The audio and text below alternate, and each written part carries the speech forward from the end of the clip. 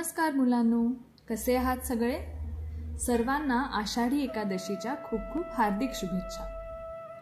आषाढी निमित्त आज आपण पंढरपूरची वारी आणि विठ्ठलाची गोष्ट ऐकूया. तुम्हाला माहित आहे का, दरवर्षी लाखो भाविक चालत आपल्या लाडक्या विठोबाला भेटायला आषाढीला पंढरपूरला जातात.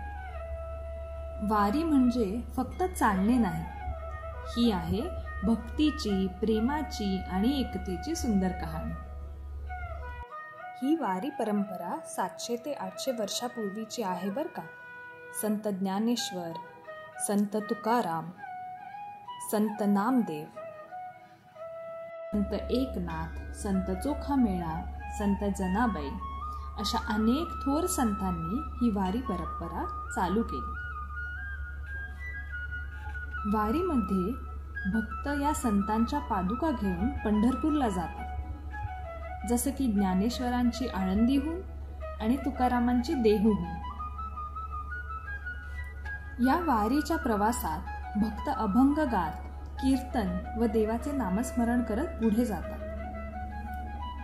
मुलांनो, ही झाली वारीची गोष्ट. पण तुम्हाला माहित आहे का, भगवान विष्णूचं रूप म्हणजेच आपला विठोबा.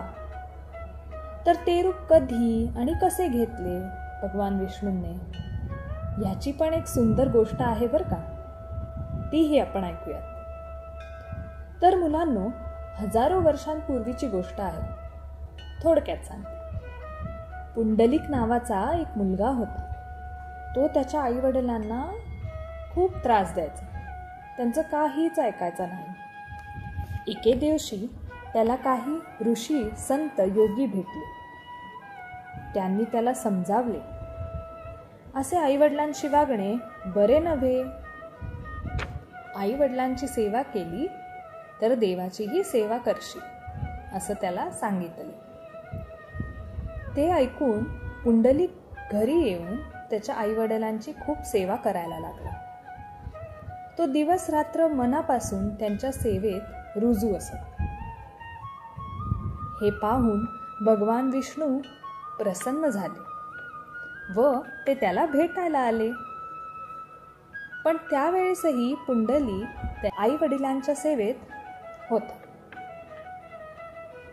त्याने भगवान विष्णूंना एक विनंती केली की, देवा, मी येतोच, तोपर्यंत तुम्ही ही वीट घ्या आणि त्यावर उभे राहा. आणि मग काय, भगवान विष्णूंनी त्यांच्या भक्ताचं ऐकलं आणि कमरेवर हात ठेवून ते त्या विटेवर उभे राहिले. आणि त्यानंतरच ते विठ्ठल म्हणून संपूर्ण जगात मानले जाऊ लागले. तर अशी आहे आपल्या विठुरायाची ही गोष्ट.